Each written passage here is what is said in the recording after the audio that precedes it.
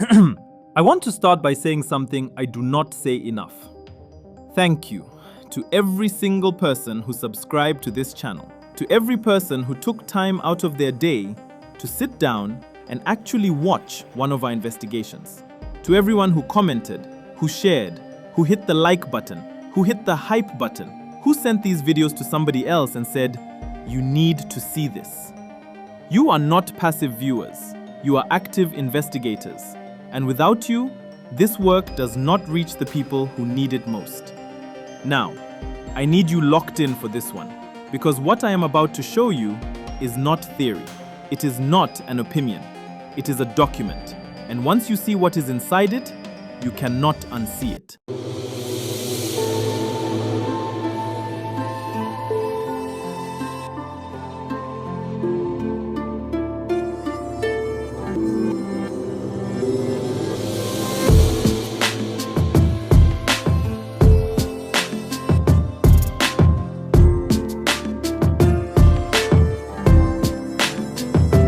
I am driving through Warsaw. The glass towers are passing outside my window. The power grid here does not fail. It has not failed in decades. But the energy powering this exact kind of global stability does not come from here. It comes from the ground in places that are completely dark. Look at this image on screen now. This is a high-tech gas processing facility in Imo State, in the southeast of Nigeria. It is surrounded by fortified walls. It is illuminated by massive floodlights. It operates 24 hours a day, utilizing some of the most advanced extraction technology on the planet. Now, look just 50 meters outside the gates of that facility. The local power grid is dead. The hospitals are running on diesel generators. The roads are fractured. The people living on top of Africa's largest natural gas deposit are cooking their food with firewood. If you read the mainstream financial press, they will tell you this is a tragedy. They will call it the resource curse. They will blame local corruption, bureaucratic incompetence, and a lack of infrastructure investment. But that is not what the evidence shows. This extreme poverty, sitting literally next door to extreme wealth, is not a failure of development. It is a perfectly executed business plan. And today, we have the document that proves it. We have the blueprint. I need you to follow this carefully, because we are going to open a black box called the 1992 Imo Gas Ledger.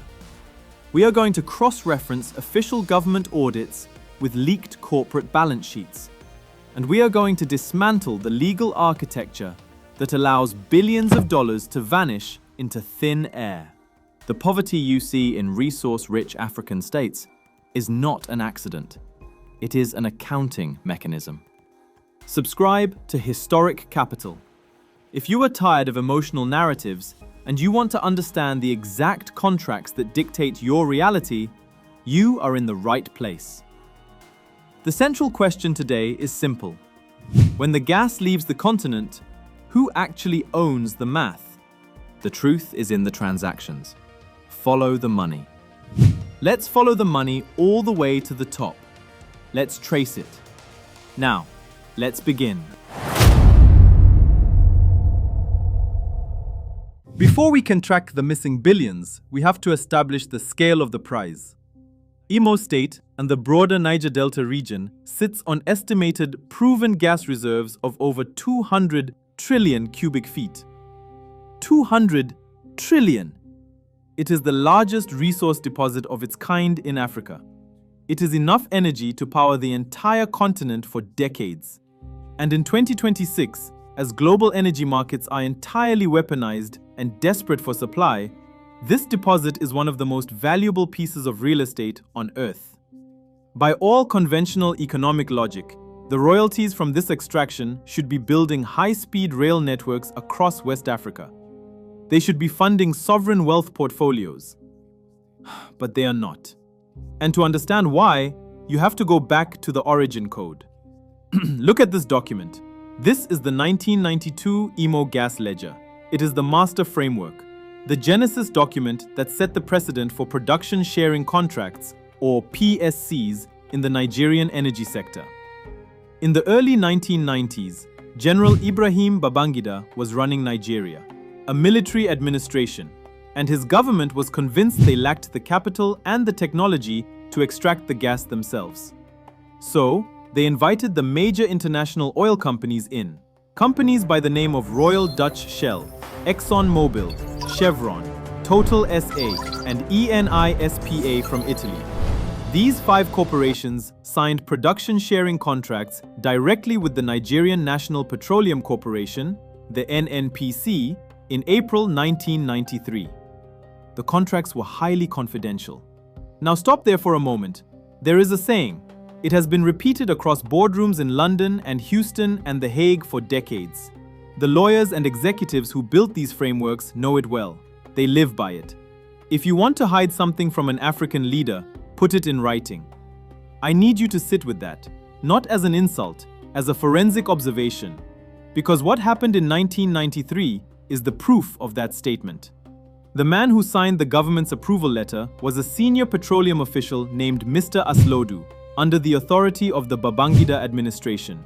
He did not draft the contract. His team did not draft the contract. The international corporations arrived with documents prepared by the most expensive legal teams in London. Documents prepared over months, reviewed by petroleum economists, structured by tax architects who specialize in one thing: building legal cages that look like open doors. And on the Nigerian side, the contract was signed, the handshakes happened, the photographs were taken, and the reading did not happen. Here is what nobody wants to say out loud. The production sharing contract signed in 1993 between the NNPC and Royal Dutch Shell, ExxonMobil, Chevron, Total SA, and Eni SPA were not short documents. They were not simple agreements. Each contract ran into hundreds of pages. Some of the full legal frameworks, when you include all the annexures, the technical schedules, the fiscal appendices, and the referenced international arbitration clauses, ran past 2,000 pages of dense legal language. 2,000 pages. And buried inside those 2,000 pages, not at the front, not in the summary, not on the first page that a general would read before signing, buried deep inside, in the middle of Article 15, subsection 4, paragraph D, subclause 2, using the language of cost recovery adjustment mechanisms and ring-fencing provisions and demand production entitlements, was the clause that would drain the continent for 30 years. They did not hide the theft. They filed it. They numbered it. They gave it an article reference. And they made it so long, so dense, so technically obscure that no military administrator, no petroleum minister, no government lawyer without 10 years of specialized international energy law training could read it and understand it in time. This is not accidental complexity. This is a weapon. The lawyers who design these contracts are paid specifically to make the dangerous clauses unreadable to the people signing them. The structure of the document itself is the manipulation. You give them volume. You give them technical language. You bury the critical clause in Article 15. You surround it with 400 pages of standard boilerplate before it, and 300 pages of technical schedules after it. And by the time any government reader reaches it, their attention is gone. Their legal advisors are overwhelmed. The signing ceremony has a deadline. There is diplomatic pressure.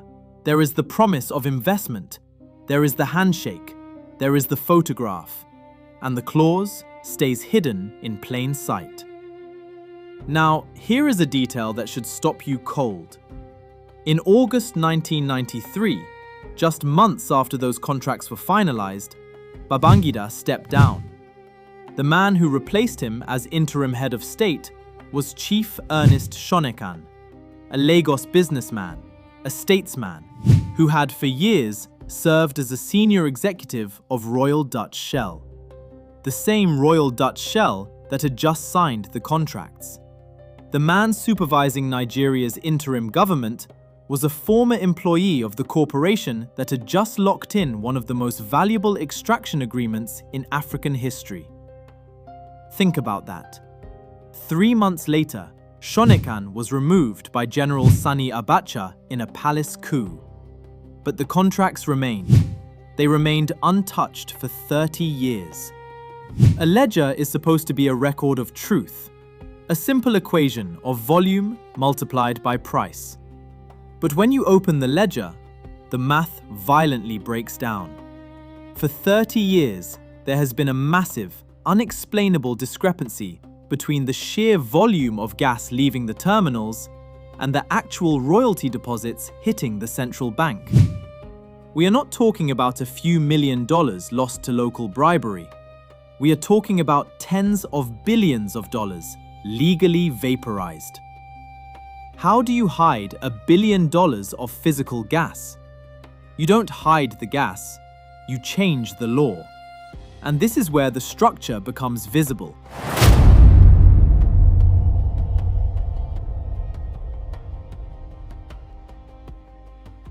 To understand how the theft occurs, you have to stop looking at the politicians and start looking at the lawyers. The theft is not a guy with a briefcase full of cash. The theft is a clause in a contract.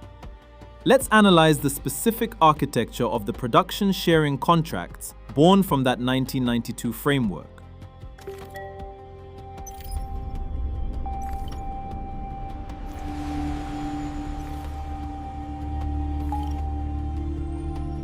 These contracts are built on a mechanism called cost recovery. Follow the logic of cost recovery carefully. The foreign corporation, Shell, ExxonMobil, Chevron, Total, Eni, agrees to build the extraction facility. But in exchange, the contract states that the corporation gets to keep 100% of the extracted gas, until their initial construction costs are entirely paid off. Only after the costs are recovered does the host nation begin to receive a share of the profit. It sounds reasonable, until you control the accounting.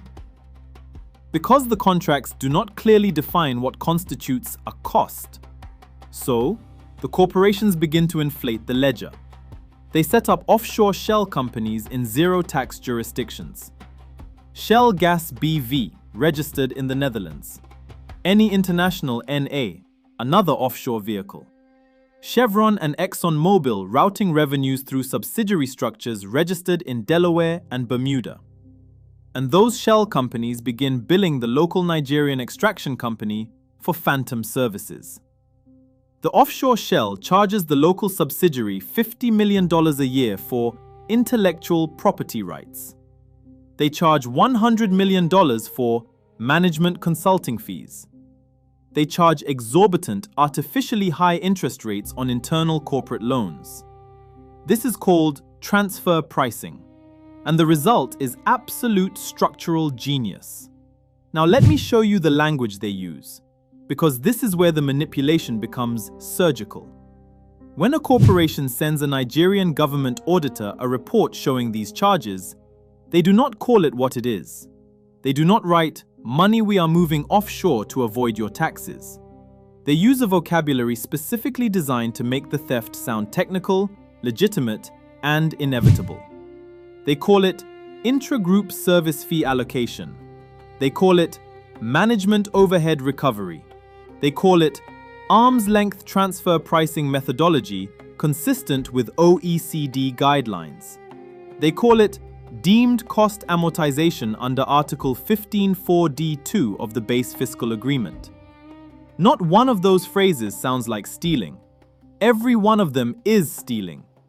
When Nigerian auditors raise questions, the corporations respond not with simple answers, but with another volume of documents, another 500 pages of financial schedules, another set of appendices referencing OECD guidelines and the UN Model Tax Convention and Bilateral Investment Treaty frameworks.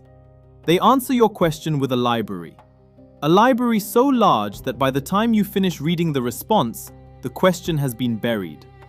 The year has changed, the audit cycle has reset, and the gas keeps flowing. This is the second weapon.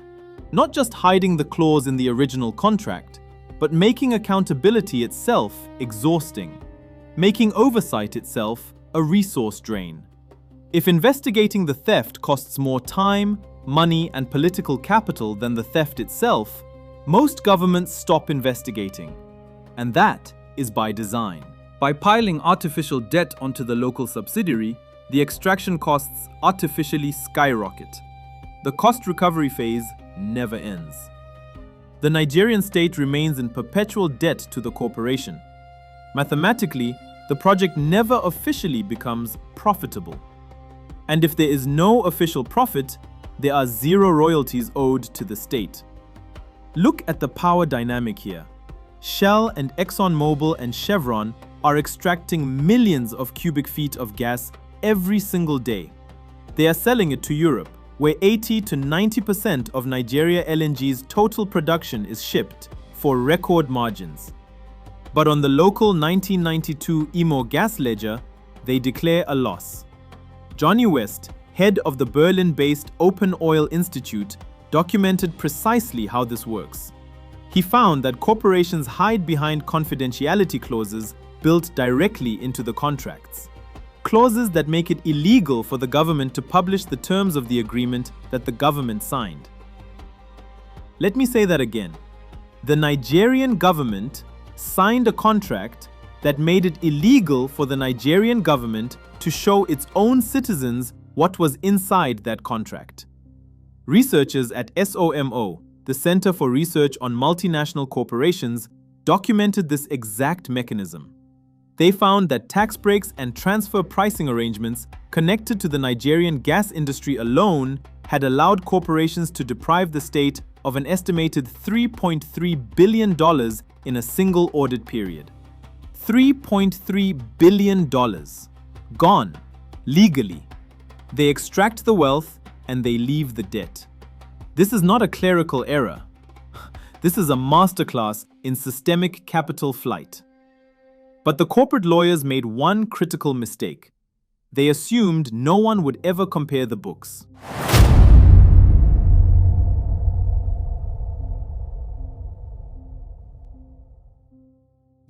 I am still driving, and this is where the investigation accelerates. For decades, the corporations operated inside a black box. The Nigerian government only saw the numbers the corporations chose to report. But in early 2026, a massive leak occurred. Internal corporate balance sheets were securely transmitted to financial investigators. And for the first time, we could cross-reference the internal corporate books with the official 2026 ministerial audits conducted by the state. When you put the two ledgers side by side, the entire illusion collapses. Look at this data visualization, on screen now. On the left side, you have the official government audit. It shows a vessel, let's call it Vessel 404, leaving a terminal in Imo State. According to the local ledger, this gas is classified as cost recovery volume. It is marked at a value of $0 in taxable revenue for Nigeria. Now, look at the right side. This is the leaked internal corporate balance sheet from a subsidiary in the Netherlands. That exact same shipment, that exact same vessel, is logged arriving in Rotterdam and immediately sold on the spot market for $65 million. $0 on the African ledger, $65 million on the European ledger. These are called ghost shipments. The gas is physically real, the ships are physically real, but legally, financially, the revenue is a ghost. And you have to understand the deliberateness of this structure. The Nigerian ledger and the Rotterdam ledger are kept in separate legal jurisdictions, separate accounting systems, separate subsidiary entities. That separation is not an operational convenience. It is the architecture of invisibility. It is why the theft survives 30 years of audits, because no single audit has access to both ledgers at the same time. The corporation ensures that, deliberately, structurally, and the scale of this is staggering. The 2026 data leak reveals that this transfer pricing mechanism, this cost recovery manipulation, has allowed corporations to bypass billions in royalty payments entirely. The wealth of the continent is being siphoned through a legal loophole, straight into private equity loops in London, Geneva, and New York. and the host country is left holding an empty ledger. But you have to ask yourself, if this is so obvious, if the audits prove the discrepancy, why doesn't the government just tear up the contracts? Why don't they just take the gas back? The answer to that reveals the true power of the global financial system.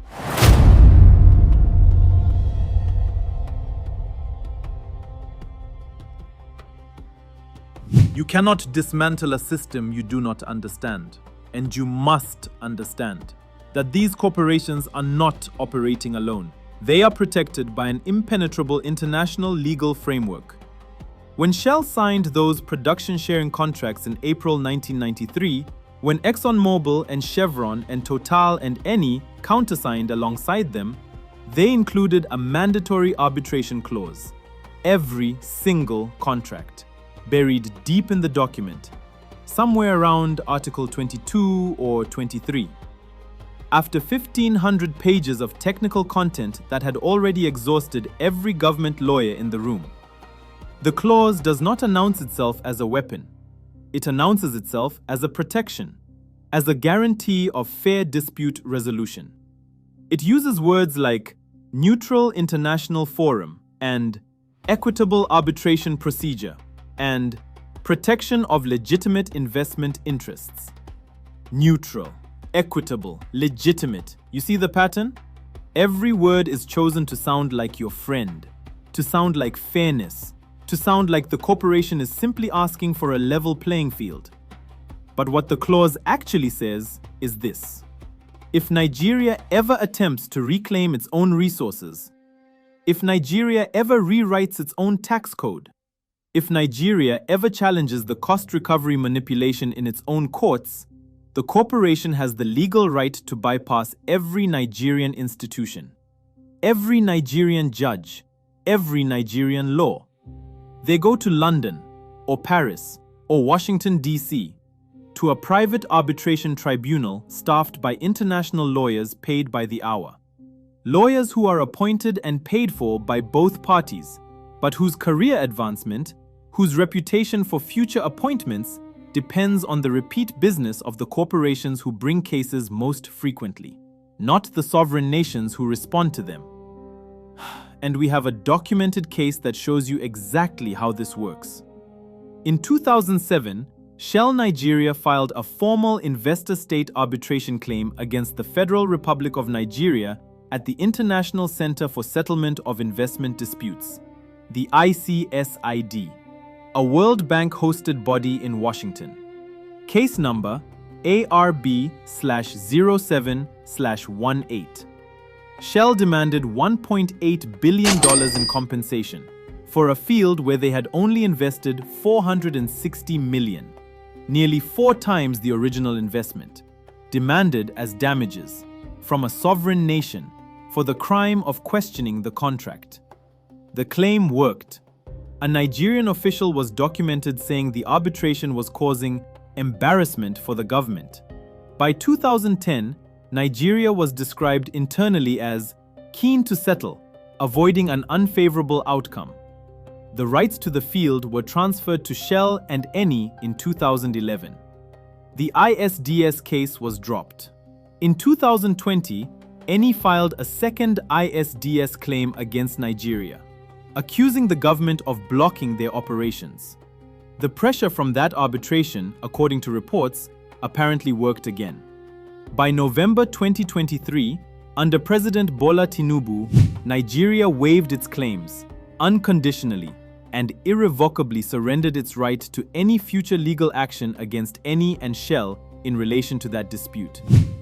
A sovereign nation, irrevocably surrendering its own legal rights to a corporation. And this is not an accident.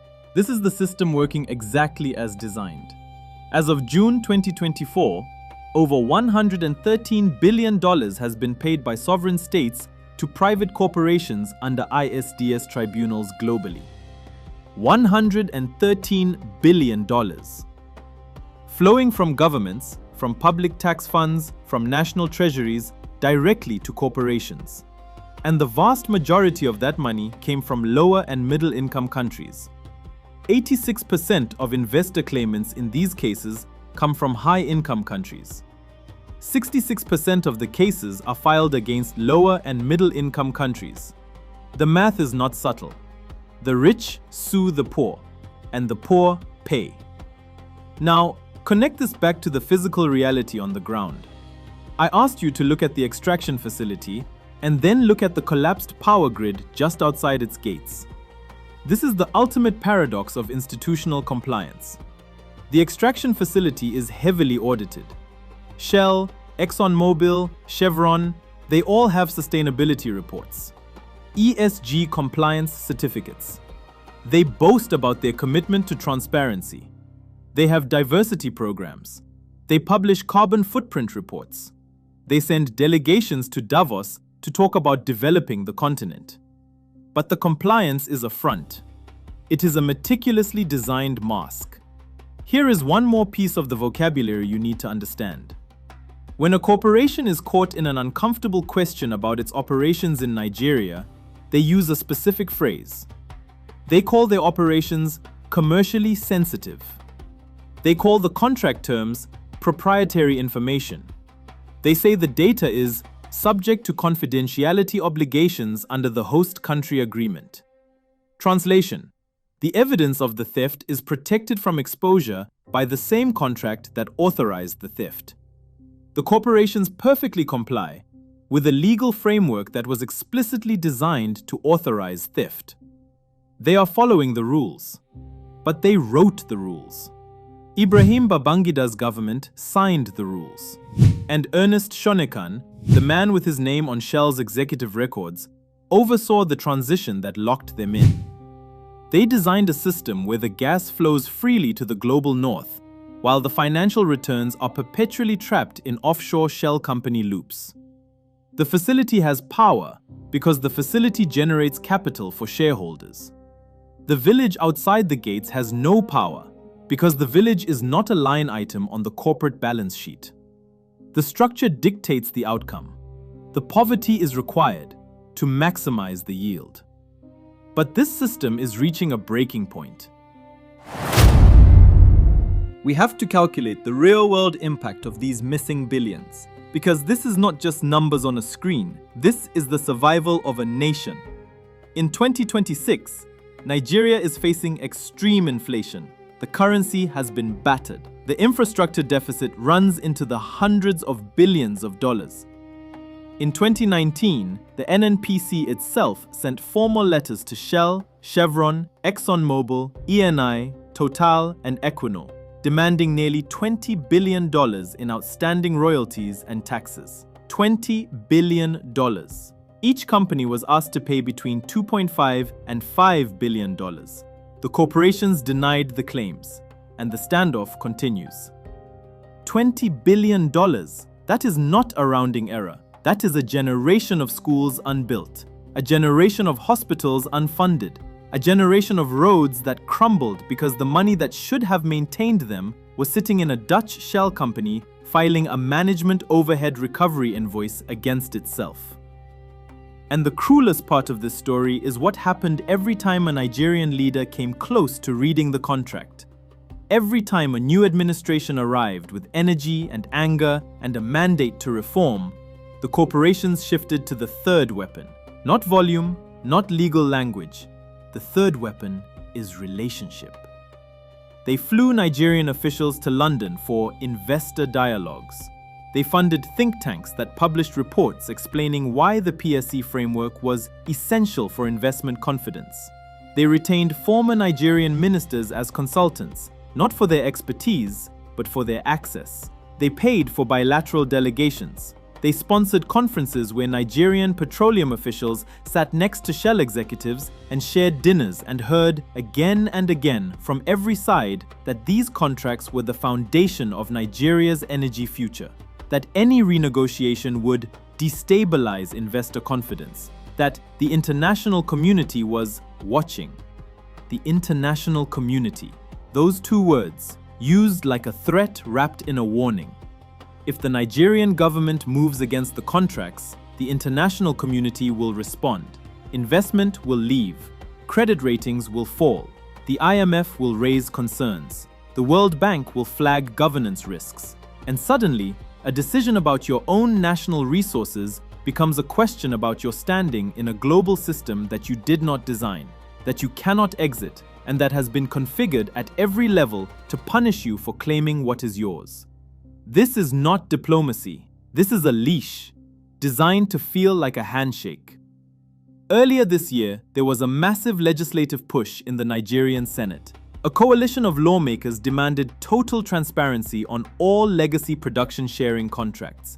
They demanded the immediate auditing of all offshore shells connected to the Imo gas ledger. It was a bold, necessary move for sovereignty.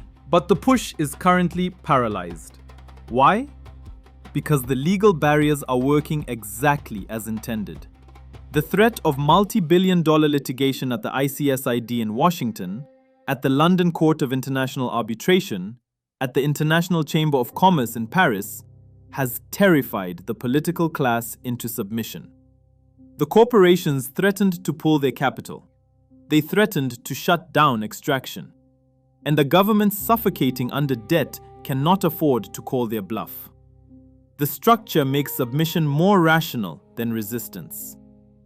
In Nigeria, they blame the local politicians. In Europe, they blame African instability. But you have the evidence now. The instability is engineered by the contract. The politicians are merely managing the decline. The true architects of this reality are the tax lawyers in London, the shell company directors registered in the Netherlands, and the executives hiding behind the 1992 ledger. Behind the contracts signed in April 1993 between the NNPC and Royal Dutch Shell, ExxonMobil, Chevron, Total SA, and Eni SPA.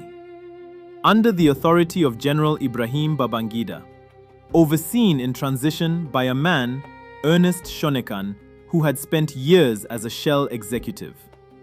They have convinced the world that Africa's resources are a blessing. But the math tells a much darker story of permanent extraction. I am stopping here. The road is quiet, and I want you to sit with the absolute precision of this system. Think about the sheer scale of the deception. Right now, deep in Imo State, the ground is rumbling. The gas is being pumped. The meters are spinning. A natural resource, formed over millions of years, is being extracted from African soil. It is being loaded onto ships. It is sailing across the ocean to heat homes and power factories in cities just like this one. And on a dusty ledger, somewhere in a government office in Abuja, someone is writing down a zero. Not because the gas has no value, not because the calculation is wrong, but because a man in a boardroom in The Hague decided 30 years ago which article of the contract would contain the definition of cost, and he made sure that definition was on page 1147. And nobody on the Nigerian side read page 1147. Meanwhile, the corporate executives at Shell, at ExxonMobil, at Chevron, at Total, at Eni are sitting in boardrooms declaring record profits. The arbitration lawyers at the London Court of International Arbitration are billing $1,000 an hour to protect the contracts. They talk about foreign direct investment. They talk about global energy security. They talk about developing the continent. The one thing they never talk about is the ghost shipment. Because nobody outside that boardroom is supposed to know the ghost shipment exists. That is not a loophole. That is institutional architecture. And the painful truth, the truth that should burn, is that the architecture was never hidden. The contract was always available. The document was always accessible. The clause was always on page 1147. If you want to hide something from an African leader, put it in writing. That saying has survived because the strategy has worked. For 100 years of colonial contracts, for 50 years of independence-era agreements, for the 30 years of this ledger, until Africans and the diaspora learn to read the contracts before they read the headlines, the machine will keep running. The gas will keep flowing out. The debt will keep piling up. And the men who built the ledger, General Babangida in Lagos, the Shell executives who drafted the terms, the arbitration lawyers who enforce them. They will keep standing at a safe distance, with clean hands, watching the wealth of a continent disappear on paper. This is not a failure, it is a system. Share this video. Send it to one person who still believes African poverty is a natural phenomenon. They need to see the math behind the extraction. Send it to one Guardian student studying law or economics, because the next generation needs to be the generation that reads page 1147 before they pick up the pen. Who do you think actually controls the arbitration courts? And what happens when sovereign nations simply refuse to honor a rigged contract? Let me know your thoughts in the comments. In our next investigation, we are mapping the shadow logistics of rare earth mineral smuggling across the Sahel. You will not want to miss it. You are watching Historic Capital. The truth is in the transactions. Follow the money.